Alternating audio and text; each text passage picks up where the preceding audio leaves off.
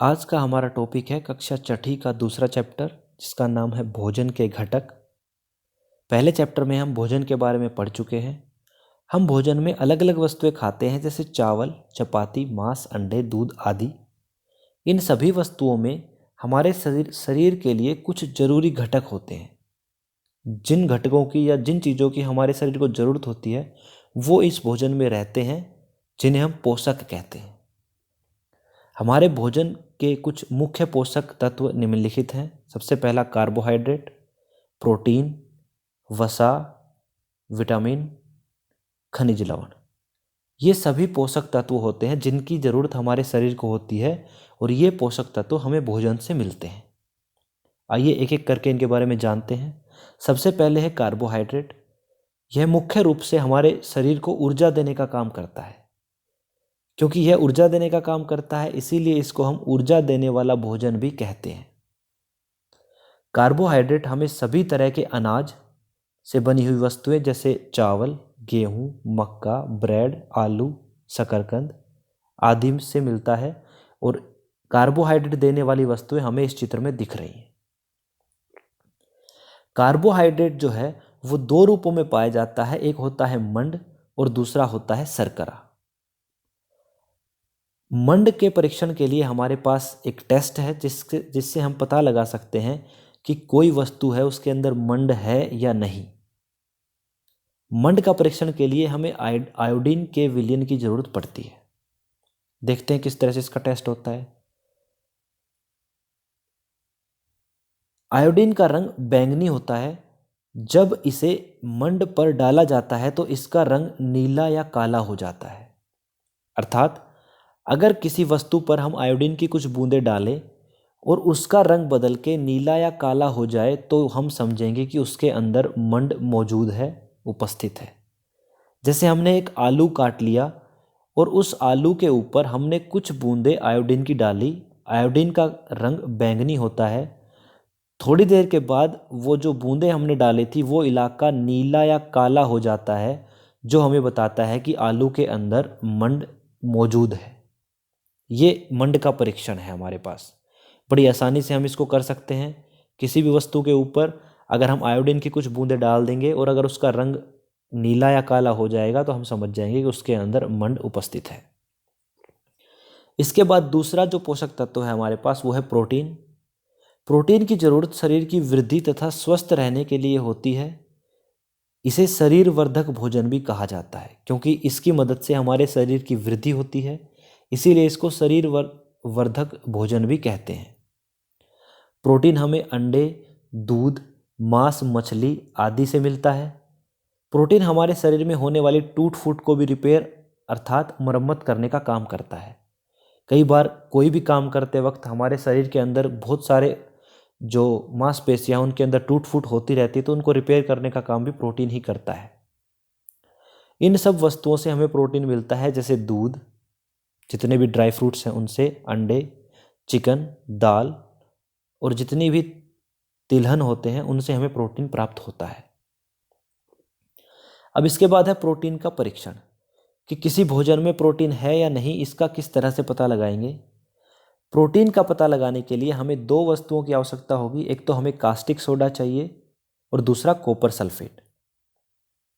जिस भी खाद्य पदार्थ का परीक्षण करना है उसका चूर्ण या विलयन बना लीजिए, मतलब उसको पीस लीजिए या फिर उसका सॉल्यूशन बना लीजिए पानी में और एक परखनली में डालिए।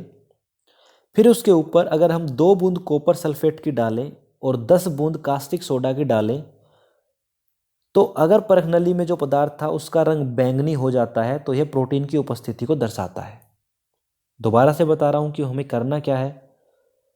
जिस भी चीज़ के ऊपर हमने प्रोटीन का टेस्ट करना है, मान लो मैंने दूध के अंदर चेक करना है कि उसमें प्रोटीन है या नहीं, तो मैं दूध को एक परखनली में लूँगा, उसके ऊपर 2 बूंद कॉपर सल्फेट की डालूंगा और 10 बूंद कास्टिक सोडा की डालूंगा।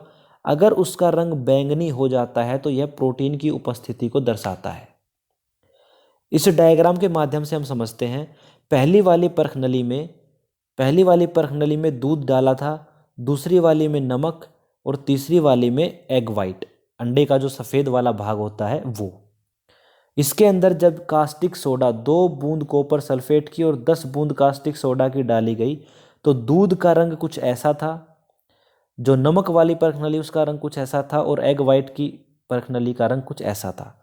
तो इससे हमें ये पता चल रहा है, क्योंकि साल्ट जो नमक वाला पोर्शन था उसमें कोई भी बैंगनी कलर नहीं आया, तो इसके अंदर प्रोटीन नहीं है। वहीं दूसरी ओर जो दूध वाला परख नली है उसके अंदर हल्का सा बैंगनी रंग आया है, और जो अंडे वाला परख नली है उसके अंदर ज़्यादा बैंगनी रंग आया है। तो कम रंग वाले में प्रोटीन की मात्रा कम है, अर्थात दूध में प्रोटीन की मात्रा कम है, और जो अंडा है उसके अंदर प्रोटीन की मात्रा ज़्यादा है। बैंगनी रंग आना दर्शाता है कि प्रोटीन की मात्रा है। उसके बाद वो रंग जितना गहरा होगा प्रोटीन की मात्रा उतनी ही ज़्यादा होती है। ये चीज़ ध्यान रखेंगे। इस तरह से हम प्रोटीन का टेस्ट कर सकते हैं। इसके बाद तीसरा जो हमारा पोषक तत्व है वो है वसा। वसा से भी हमारे शरीर को ऊर्जा मिलती है जैसे कार्बोहाइड्रेट से मिलती थी, परंतु एक अंतर यहाँ पे ये है कि अगर 5 ग्राम कार्बोहाइड्रेट लेते हैं तो उससे हमें ऊर्जा कम मिलेगी। वहीं 5 ग्राम अगर वसा हम लेते हैं अपने शरीर में खाते हैं तो उससे ज़्यादा ऊर्जा मिलती है। उतनी ही मात्रा में अगर कार्बोहाइड्रेट और वसा खाई जाए तो वसा में ऊर्जा ज़्यादा होती है, कार्बोहाइड्रेट में ऊर्जा कम होती है। तेल, घी, मछली, पनीर, चीज़, बटर आदि के अंदर वसा होती है। इस पिक्चर के माध्यम से दिखाया गया है कि किन किन खाने की वस्तुओं में वसा होती है, जैसे मछली है, मीट है, चीज़ है, बटर अथवा मक्खन, एवोकाडो नाम का एक फ्रूट होता है, ड्राई फ्रूट और चॉकलेट, इन सब के अंदर वसा होती है। इसके बाद है वसा का टेस्ट कैसे करते हैं। अभी तक हमने 2 टेस्ट करने सीख लिए, एक पहला मंड का परीक्षण और दूसरा प्रोटीन का परीक्षण। अब हम सीखते हैं वसा का परीक्षण कैसे करते हैं। वसा का परीक्षण उन दोनों परीक्षणों से बहुत ज़्यादा आसान है। एक सिंपल सा उदाहरण लेते हैं कि एक कागज़ के ऊपर हम सरसों के कुछ दाने लेते हैं और उसको किसी चीज़ से पीस लेते हैं। कागज़ के ऊपर हम हथौड़ा मारेंगे जिससे सरसों के दाने पिस जाएंगे। अगर ऐसा करने पर कागज़ के ऊपर तेल के निशान आते हैं तो यह दिखाता है कि उस भोजन में वसा थी। अगर हमने सरसों के दाने लिए थे तो आप जानते हैं सरसों के अंदर तेल होता है, और जब हम उसके ऊपर हथौड़ी या पत्थर मारते हैं तो सरसों का जो तेल है वो कागज़ के ऊपर लग जाएगा, उसके ऊपर तेल के निशान आ जाएंगे। यह दिखाता है कि उस भोजन के अंदर वसा है। ये वसा का परीक्षण है। इसके अंदर किसी भी केमिकल की ज़रूरत नहीं पड़ती है। इसके बाद आते हैं विटामिन। विटामिन भी हमारे खाने का एक महत्वपूर्ण पोषक तत्व है। विटामिन रोगों से हमारे शरीर की रक्षा करते हैं, और यह हमारी आँखों को, हड्डियों को, दांत और मसूड़ों को स्वस्थ रखने में मदद करते हैं। विटामिन बहुत प्रकार के होते हैं, जैसे vitamin A, vitamin B, vitamin C, vitamin D, vitamin E और विटामिन के। हम यहाँ पर vitamin A, B, C, D के बारे में पढ़ेंगे। ई और के को पढ़ना हमारे कोर्स के बाहर है। सबसे पहले विटामिन ए। ये सभी वस्तुएं जो आपको दिख रही हैं अभी, इन सब में विटामिन ए पाया जाता है। आप ध्यान से देख लीजिए इस चित्र को। इसमें ब्रोकली है, गाजर है, बादाम है, काजू है, एवोकाडो नाम का फ्रूट है, ठीक है। इन सब के अंदर विटामिन ए पाया जाता है। Vitamin B. विटामिन बी के अंदर भी और अलग अलग विटामिन होते हैं, जैसे vitamin B1, B2, B6, B12 आदि। इसीलिए क्योंकि इसके अंदर बहुत सारे विटामिन होते हैं, इसको हम बी कॉम्प्लेक्स के नाम से जानते हैं, क्योंकि इसके अंदर पहले ही बहुत सारे विटामिन होते हैं। विटामिन बी को हम विटामिन बी कॉम्प्लेक्स के नाम से जानते हैं। ये सभी वस्तुएं जो आपको अभी इस पिक्चर में दिख रही है, इन सब के अंदर विटामिन बी होता है। जैसे मांस, मटर, ऊपर अखरोट दिख रहे हैं, इन सब के अंदर विटामिन बी होता है। इसके बाद है विटामिन सी। जितने भी खट्टे फल आप खाते हैं उनके अंदर विटामिन सी मिलता है, और शरीर की इम्यूनिटी के लिए विटामिन सी बहुत ही आवश्यक होता है। आपने कई बार टीवी कमर्शियल या टीवी के ऐड में देखा होगा, आजकल कोरोना के बारे में बहुत सारी ऐड आती हैं, तो सभी यही कहते हैं कि विटामिन सी से इम्यूनिटी बढ़ती है, विटामिन सी से इम्यूनिटी बढ़ती है। तो ये बात एकदम सही है। विटामिन सी सभी खट्टे फलों में मिलता है और यह हमारी इम्यूनिटी को बूस्टअप करता है। विटामिन सी जहाँ से मिलता है उनके कुछ उदाहरण हमारे पास नींबू, संतरा, किन्नू आदि जितने भी खट्टे पदार्थ हैं, जैसे अंगूर, आम, इन सब से हमें विटामिन सी मिलता है। इसके बाद है विटामिन डी। विटामिन डी का निर्माण हमारा शरीर स्वयं कर लेता है। अगर हम कुछ देर धूप में बैठ जाएं तो हमारा शरीर स्वयं विटामिन डी का निर्माण कर लेता है। इसके अलावा हम विटामिन डी के लिए ये चीज़ें खा सकते हैं। अगर किसी के शरीर को विटामिन डी की ज़रूरत होती है तो सूरज की धूप में भी अगर बैठ जाएंगे तो हमें विटामिन डी मिल जाएगा। उसके अलावा इन खानों में भी विटामिन डी होता है। इसके बाद है भोजन के कुछ खनिज लवण। भोजन में कुछ खनिज लवणों की भी आवश्यकता होती है। जैसे अभी हमने जो तत्व पढ़े थे, पोषक तत्व, कार्बोहाइड्रेट, वसा, प्रोटीन, ये सब तो थे ही। उसके अलावा भोजन के अंदर कुछ खनिज लवणों की भी ज़रूरत पड़ती है। इनकी ज़रूरत थोड़ी कम मात्रा में पड़ती है, लेकिन ज़रूरत इनकी पड़ती है। पहला खनिज लवण है आयोडीन, फिर फास्फोरस, आयरन या फिर लोहा, कैल्शियम। जो आपको पिक्चर अभी दिख रही है, इन सभी वस्तुओं से हमें आयोडीन मिलता है। और आपको यहाँ पे एक बात और बताते चलूँ, अगर किसी के शरीर में आयोडीन की कमी होती है तो उसके गले के पास की जो एक ग्रंथि होती है उसमें सूजन आ जाता है। उस रोग को हम घेंगा रोग कहते हैं, जिसको हम अभी लास्ट में पढ़ेंगे। आयोडीन की कमी से गले के पास की एक ग्रंथि जो है वो फूल जाती है, बढ़ जाती है। इस रोग को हम घेंगा रोग कहते हैं। फास्फोरस हमें इन पदार्थों से मिलता है, जिसके अंदर कीवी, मटर, मछली, आलू, अंडा, मांस, बटर, ये सारी चीज़ें हैं। आयरन, आयरन के लिए आम, अगर मैं आजकल की बात करूं तो आयरन के लिए हम लोग हरी पत्तेदार सब्जियां और ख़ास करके पालक, इनको कंज्यूम करते हैं, इनको लेते हैं आयरन की कमी को पूरा करने के लिए। बाकी जो भी आपको इस पिक्चर में दिख रहा है, इन सभी वस्तुओं से हमें आयरन मिलता है। उसके बाद कैल्शियम युक्त भोजन। कैल्शियम हमें इन वस्तुओं से मिलता है। इसके अलावा दूध में भी कैल्शियम होता है, दूध में, अंडे में, मछली में, इन सभी में कैल्शियम होता है। इसके बाद आते हैं रुक्षांश या आहारी रेशे। अभी तक तो हमने भोजन के पोषक तत्व पढ़े थे, साथ में कुछ खनिज लवण पढ़े थे। उसके अलावा हमारे शरीर के लिए आहारी रेशे बहुत ज़रूरी होते हैं। ये हमारे खाने की पूर्ति और पाचन में सहायता करते हैं। वैसे तो ये हमारे शरीर में अवशोषित नहीं होते, लेकिन हमारे भोजन को पूर्ण करने के लिए और भोजन के पाचन को थोड़ा सुगम और आसान बनाने के लिए रुक्षांश या फिर आहारी रेशों की ज़रूरत पड़ती है।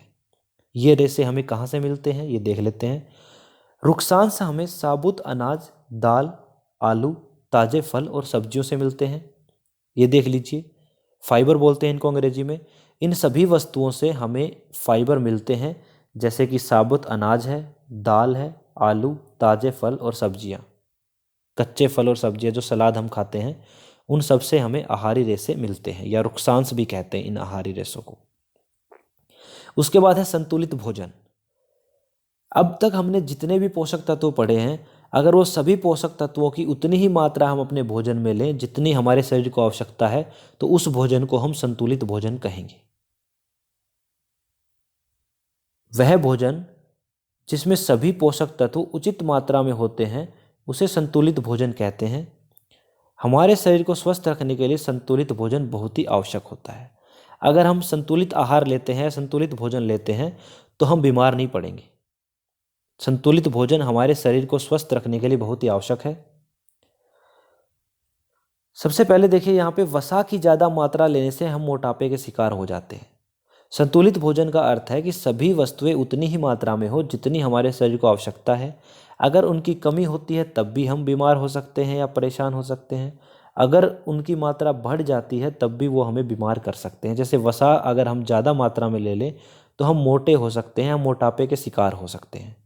वहीं विटामिन सी खाना पकाते समय नष्ट हो जाता है, इसलिए विटामिन सी वाली सभी वस्तुओं को हम कच्चा ही खाएं तो ज़्यादा बेहतर है। मैंने बताया था विटामिन सी खट्टी पदार्थों में मिलता है, खट्टे फलों में, तो वो अगर हम कच्चे ही खाएं तो अच्छा है, क्योंकि जैसे ही हम पकाते हैं तो विटामिन सी नष्ट हो जाता है, खत्म हो जाता है।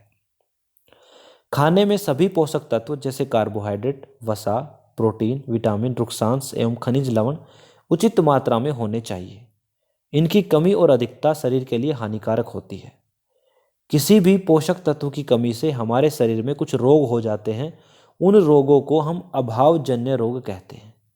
अगर किसी पोषक, जैसे मेरे शरीर को 5 ग्राम कार्बोहाइड्रेट की ज़रूरत थी और अगर मैं 5 ग्राम से कम कार्बोहाइड्रेट ले रहा हूँ, मान लो मेरे शरीर को 5 ग्राम की ज़रूरत थी लेकिन मैं सिर्फ 2 ग्राम कार्बोहाइड्रेट ही ले रहा हूँ, तो मेरे शरीर के अंदर जो रोग होंगे वो कहलाएंगे अभावजन्य रोग, अर्थात कमी के कारण होने वाले रोग।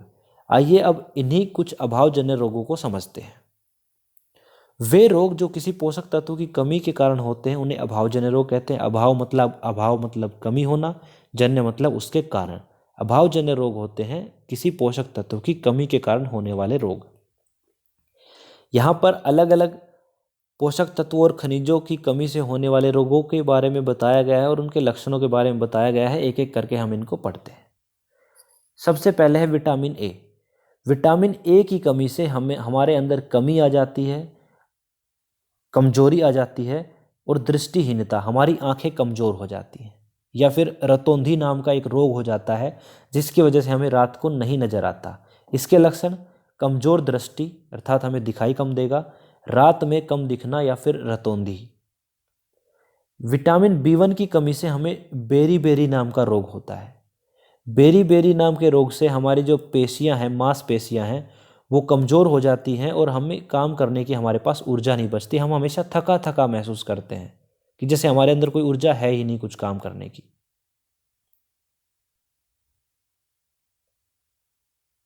इसके बाद है विटामिन सी। विटामिन सी की कमी से स्कर्वी नाम का रोग हो जाता है। स्कर्वी रोग से जो हमारे दांतों के मसूड़े होते हैं उनमें खून आ जाते हैं और वहाँ पे घाव बनने शुरू हो जाते हैं। और हमारे घाव भरने में अगर हमें कोई चोट लग जाए तो उसको ठीक होने में समय ज़्यादा लगता है। उसके बाद विटामिन डी। विटामिन डी की कमी से रिकेट्स रोग होता है और जो रिकेट्स रोग होता है इसके अंदर हमारी जो हड्डियां हैं वो कमज़ोर पड़ जाती हैं। अस्थियों का मुलायम होकर मुड़ जाना अर्थात हमारी हड्डियां कमज़ोर पड़ जाती हैं जिसकी वजह से वो बैंड हो जाती है, मुड़ जाती हैं। इस रोग को रिकेट्स कहते हैं। ये विटामिन डी की कमी से होता है। कैल्शियम नामक जो लवण है उसकी कमी से हमारी हड्डियां और जो हमारे दांत हैं उनके रोग हो जाते हैं हमारे। इससे क्या होता है, हमारी हड्डियां कमज़ोर पड़ जाती हैं और हमारे जो दांत हैं वो टूटने लग जाते हैं या फिर मान लो निकल जाते हैं दांत। ये कैल्शियम की कमी से होता है। आयोडीन की कमी से हमें घेंगा रोग होता है। मैंने अभी थोड़ी देर पहले बताया था। घेंगा रोग में गर्दन के पास एक ग्रंथि होती है जो फूल जाती है। उसका जो नॉर्मल साइज होता है उससे ज़्यादा उसका साइज बढ़ जाता है। ये आयोडीन की कमी से होता है, इसको घेंगा कहते हैं। आगे है लोहा। लोहे की कमी से हमारे शरीर में अरक्तता हो जाती है अर्थात रक्त की कमी हो जाती है और इसका जो लक्षण है वो ये है कि हमारे पूरे शरीर में कमजोरी हो जाएगी। जब शरीर में रक्त ही कम रहेगा तो शरीर कमज़ोर महसूस करना शुरू कर देगा, कोई भी काम हम नहीं कर पाएंगे। ये सभी के सभी अभावजन्य रोग हैं। अब हम कुछ एक्टिविटी देखते हैं। हमारे पास ये 6 अलग अलग खाने की वस्तुएं रखी गई हैं। आपको ये बताना है कि एक संतुलित आहार में इनमें से किन किन वस्तुओं को हमारे भोजन में डालना जरूरी है। जरूरी है ये बोल रहा हूँ। खा तो आप कुछ भी सकते हो लेकिन एक संतुलित भोजन के लिए इनमें से किन किन चीज़ों की ज़रूरत होती है। मेरे हिसाब से हमारे संतुलित भोजन के लिए एक तो फ्रूट जरूरी है और दूसरा दूध जरूरी है। बाकी सारी चीज़ें जो हैं वो हम कभी कभी तो खा सकते हैं लेकिन अक्सर जो हमारा भोजन होता है उसको संतुलित नहीं बनाती, उसको वो ख़राब करती है और हमारे शरीर के अंदर भी परेशानियां बनाती है ये बाकी सारी चीज़ें। तो हमसे पूछा था कि संतुलित भोजन के अंदर कौन कौन सी चीज़ों का होना अति आवश्यक है, तो पहला है फल और दूसरा है दूध। बाकी चीज़ें अगर ना भी हो तो भी हमारा भोजन संतुलित ही रहेगा। इसके बाद दूसरा, आपको 2 चित्र दिखाए गए हैं जिसके अंदर गले की ग्रंथि दिखाई गई है। पहले वाले में गले की ग्रंथि का साइज एकदम नॉर्मल है और दूसरी वाले में गले की ग्रंथि का साइज बड़ा हो गया है। आपको बताना है कि यह क्या परेशानी है या कौन सा रोग है और यह रोग किसकी कमी से होता है। अगर आपने पीछे वीडियो ध्यान से देखी है तो यह रोग आयोडीन की कमी से होता है और इस रोग का नाम घेंगा है, जिसके अंदर हमारे गले की जो ग्रंथि है उसका साइज बढ़ जाता है। इसके अलावा ये एक एक्टिविटी है। हमारे पास 4 अलग अलग परखनली थी जिनके अंदर हमने प्रोटीन का टेस्ट किया। प्रोटीन का टेस्ट करने के लिए अभी थोड़ी देर पहले बताया था 2 बूंदे हम कॉपर सल्फेट की डालेंगे और 10 बूंदें हम कास्टिक सोडा की डालेंगे। उसके बाद जो बैंगनी रंग आया वो आपको दिखाया गया कि चारों में ही बैंगनी रंग आया, लेकिन पहली वाली में जो बैंगनी रंग है वो थोड़ा हल्का है, दूसरी वाली में थोड़ा सा और डार्क हो गया, तीसरी वाली में थोड़ा और डार्क हो गया, चौथी वाली में बिल्कुल डार्क हो गया। आपको ये बताना है कि इन चारों टेस्ट ट्यूब में सबसे ज़्यादा प्रोटीन कौन सी वाली परख नली में है। तो इसका जवाब होगा चौथी परख नली में सबसे ज़्यादा प्रोटीन है, क्योंकि इसके अंदर जो बैंगनी रंग आया है वो सबसे ज़्यादा आया है। अभी थोड़ी देर पहले आपको इसके बारे में बताया था। यहाँ पर हमारा चैप्टर ख़त्म होता है। वीडियो को लास्ट तक देखने के लिए आप सभी का धन्यवाद। अगर आपको ये वीडियो पसंद आई हो, अगर या इसमें आपको कोई कमी लगी हो, तो मुझे फीडबैक अवश्य दें। सभी का बहुत बहुत धन्यवाद।